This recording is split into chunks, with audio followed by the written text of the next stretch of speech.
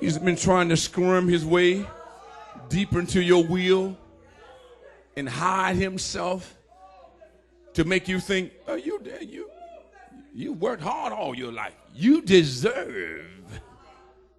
I can preach it because I know what he told me. I know what he said. There were times when I looked at this church, I said, everywhere I would go, I got offers in other places, larger churches, and I said to myself, self, you could do so much better. I didn't realize that Leviathan was talking to me. I mean, stuff laid back like, everything you dreamed of, there it is. And then I knew it was the devil because he said, see, then they wish they had kept you. Then they wish they had treated you better. I said, God never said that. I said, something in my head started working. Wait, whoa. God would never say that. That's got to be Leviathan. Then they wish they had kept me. How many times people commit suicide because they say, now they be looking at me, wish they had done better by me. There's a spiritual suicide. There's a natural suicide.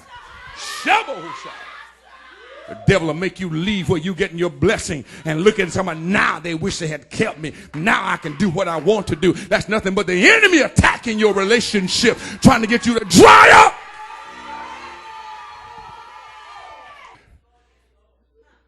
You cannot allow the enemy to stop you at this phase of your life. You can't let your prayer life go to naught. I'm here to tell you, when you start praying again, you recognize you can't get a fire from God until you put some flesh on the altar. There's no need in praying if you don't put some flesh up there. If you don't tell God, I got some mess, Lord, I need you to deal with, you can't get a fire. Shout! You can't get a fire from God. If you're on your knees just talking about what other people did to you and how bad it is and what you want from God, and I believe you ought to give me this and I ought to have that, you haven't got a fire. You have nothing to start a fire with. But if you come to God and say, Lord, I'm a mess. I got some hatred in me. I found some darkness in me. I want to trade this darkness for some light. You get ready to give God some places in your life, and you're going to trade some flesh. I'm trying to preach. I'm trying to tell you about the high priest. And God is trying to make you a priest today. God told Moses, I have raised up people among you, Moses. I put eyes in their hands that they are able to build a garment that you speak out of your mouth. I spoke to you. You speak to them, and they will build the garments specifically because I've already given them the ability to do so. They couldn't do it until Moses spoke. I need somebody to hear me today. Sometimes you got the ability and you go before you've been spoken to. Stop! Sometimes you got the goods, but you can't do it out of order. God gave you an understanding of something, but you're trying to do it before you get the command when to do it. I know what I know. Yes, you do, but it's not time yet. He spoke to them.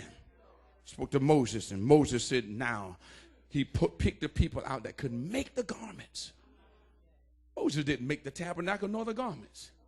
God raised up people among him. I'm looking at people that God is raising up to build this tabernacle. Shout in this church. You got to stop pretending. Oh, wait. God spoke. He told them exactly how long he wanted it. You know why we can't hear from God? You won't put on what God told you to put on.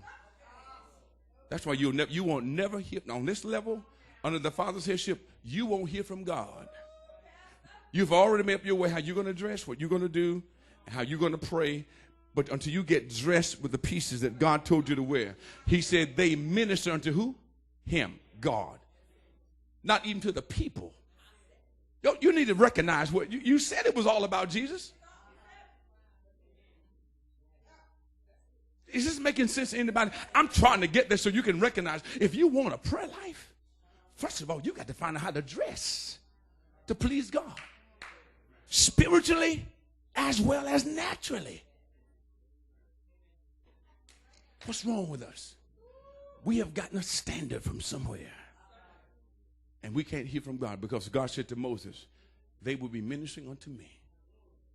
And there's a spiritual counterpart that goes with it. I'm going to run through them quickly because, and these are the garments which they shall make: a breastplate, an ephod, a robe, and a broidered coat, a mitre, and a girdle. And they shall make holy garments for Aaron thy brother and his sons, that they may minister unto me in the priest's office. I tell you what, when you stop trying to preach for people and you minister to the Lord, somebody's going to recognize that. There are things that we read in the Word that let us know that God is showing us there's a covering that goes with it. The coat goes with the bowels of mercy, and the girdle with the kindness, and the blue robe of ephod with a humble mind, and the ephod with the courteous girdle, actually with a band that went around his waist. I couldn't show you that. Speaks of meekness, and the breastplate has long suffering, and then the mitre is forbearing, and then the crown of holiness is forgiving. And then the linen breeches is charity. Let me break it down for you. Hold on. You'll see it again. Here it goes. The bowels of mercy, if I could preach it to you, means the coat that man wore, that the priest wore. And the coat speaks of your little coat of mercy or inner affection toward others. There's a coat called a coat of judgment that's always trying to be on you. You know, here's God trying to put the coat of mercy on you, but someone's trying to put a coat of judgment on you. You need a judge. And God said, no, be merciful. Be merciful. They're always trying to put this thing on you. Leviathan always wants you to put on a judgment coat. Judge, jury, and executioner. Number 2 is kindness. I love this, which has to do with in John chapter 13, verses 4 and 5, it talks about how Jesus was merciful and kind to a woman. This woman had been caught in the very act. In the very act. Oh, y'all need to hear me. And his girdle about him, about his waist, made him show kindness. How many times you caught somebody in the very act doing something they had no business doing, and you went off? Oh, my God, my God. Let me show you what the girdle is. Oh, come here, man. Let me show you something. Jesus, let me show you what Jesus did. You know what he did with the disciples? You know what he did with the disciples? He girded himself. And he got down by their feet. Y'all don't want me to preach this. Follow me, follow me. See, they had dust of rejection on their feet. He said, when you girdle yourself, the kindness in you, said, it'll make you bend down and wash their feet. God's waiting on some of you to get a girdle so you can wash the dust of rejection off your neighbor's feet. But you need to know they got rejection. You need to know they got some stuff in them and they don't want to do right. But you got to get girdled. Humbleness of mind is the robe of the ephod. Now, see, on the ephod, my priest is gone, but remember, on the robe of the ephod, there were pomegranates of blue and purple and scarlet and white. Pomegranates. Thank you for tuning in to our telecast, and I pray that the message challenge you to increase your relationship, bring yourself closer to Jesus Christ. Whatever you do, remember, the only thing that evil needs to triumph is for good men to do nothing. Have a great day with Jesus.